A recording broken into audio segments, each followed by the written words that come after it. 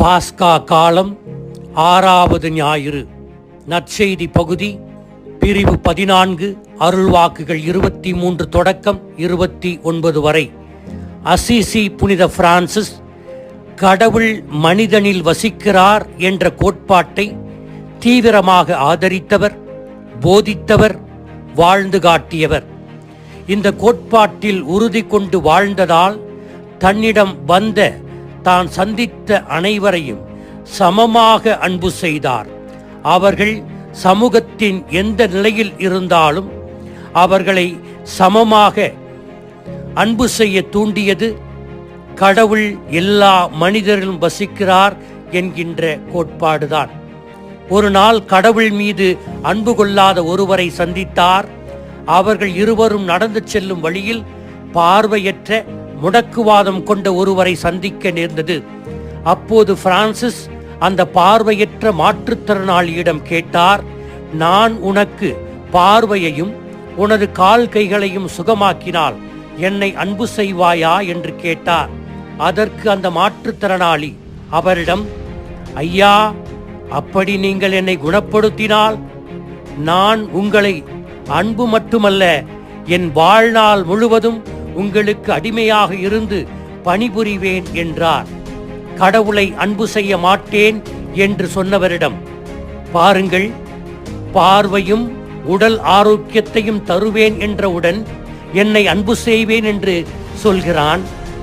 பார்வையும் வலிமையான கை கால்களையும் கொடுத்து படைத்த கடவுளை ஏன் உங்களால் அன்பு செய்ய இயலாது என்று கேட்டார். இயேசு இன்றைய நற்செய்தியில் கூறுவது இதுதான். இயேசு நமக்கு வழங்கிய எண்ணற்ற ஆசிரியருக்காகவும் கொடைகளுக்காகவும் நாம் அவரை அன்பு செய்தால், அவரது வார்த்தையை நமது வாழ்வின் மையமாக வைத்து கடைபிடித்தால், இயேசு தந்தையோடும் தூய ஆவியாரோடும் வந்து நம்மில் குடிகொண்டு நம்மை மூவொரு கடவுளின் ஆலயமாக மாற்றுவார் என்று இன்றைய நற்செய்தி எடுத்து எம்புகிறது. இன்றைய நற்செய்தியில் இயேசு தன்னுடைய சீடர்களுக்கு வழங்குகின்ற கொடைகள் 4. 1. அன்பு. 2. தூய ஆவியார். 3. அமைதி. 4. 2ஆம் வருகை. அன்பு நம்மில் குடிகொள்வதே மூவொரு கடவுளின் தனியாத விருப்பம். யார் நம்மிடம் குடிகொள்ள ஆசைப்படுவார்? யாரை நாம் அன்பு செய்கிறோமோ, அவருடைய வார்த்தையை கேட்டு கைப்பிடிக்கிறோமோ, அவர்கள் மட்டும்தான் நம்மிடம் குடிகொள்ள ஆசைப்படுவார்கள்.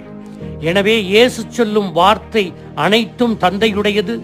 தந்தை கடவுளின் வார்த்தையை கடைபிடித்தால் மூவொரு கடவுள் நம் இல்லத்தில் குடிகொள்வது உறுதி.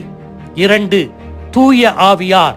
தூய ஆவியார் 2 விதங்களில் செயல்படுகிறார் என்று இயேசு இன்றைய நற்செய்தியில் வசனம் 26 சொல்லுகிறார். 1. தம் சீடர்களுக்கு கற்றுக் கொடுப்பவர் தூய ஆவியார். 2. தன் சீடர்களுக்கு தான் செய்ததை நினைவுறுத்துகின்றவர் தூய ஆவியார். எனவே தூய ஆவியார் ஏதோ ஒரு புதிய ஒன்றை வந்து கற்றுக் கொடுக்க மாட்டார். ஏற்கனவே தந்தையாகிய கடவுள் இயேசுவில் முழுமையான வெளிப்பாடுகளை வெளிப்படுத்திவிட்டார். அதனை கற்றுக் கொடுக்கவும், அதனை பின்பற்றவும், அதற்கு வழிகாட்டவும், அதற்கு நெறிமுறைப்படுத்தவுமே தூய ஆவியார் நமக்கு அருளப்படுகிறார்.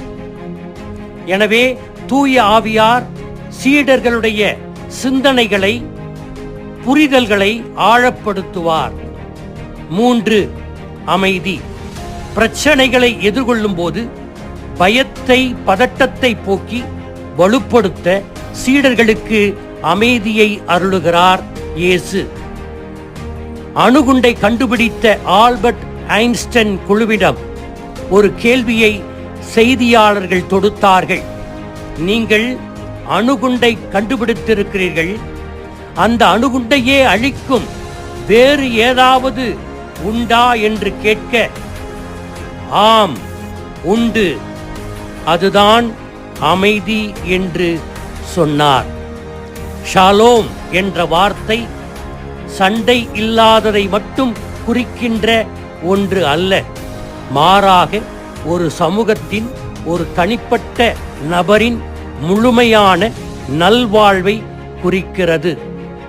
யோவான் தன்னுடைய நற்செய்தியில் இயேசு நான் உங்களுக்கு என் அமைதியை தருகிறேன் என்று சொல்வதை ரேமன் பிரவுன் என்கின்ற இறையியலார் இப்படி அதனை விளக்குகிறார். இயேசு நான் உங்களுக்கு அமைதி தருகிறேன் என்று சொன்னது, வேறு வார்த்தையில் சொல்ல வேண்டுமென்றால் நான் உங்களுக்கு நிலைவாழ்வை கொடுக்கிறேன். எனவே அன்பு செய்பவர்கள் மூவொரு கடவுள் அவர்களிடம் வந்து குடிகொள்வார். தூய ஆவியார் அவர்களுக்கு வழிகாட்டுவார். அன்பு செய்கின்ற உள்ளத்தில் அமைதி தவழும். அந்த அமைதி முழுமையான வாழ்க்கையை நோக்கிய அமைதி, நிலையான வாழ்வை கொடுக்கின்ற அமைதி. கடைசியாக இயேசு தருகின்ற கொடை இரண்டாம் வருகை.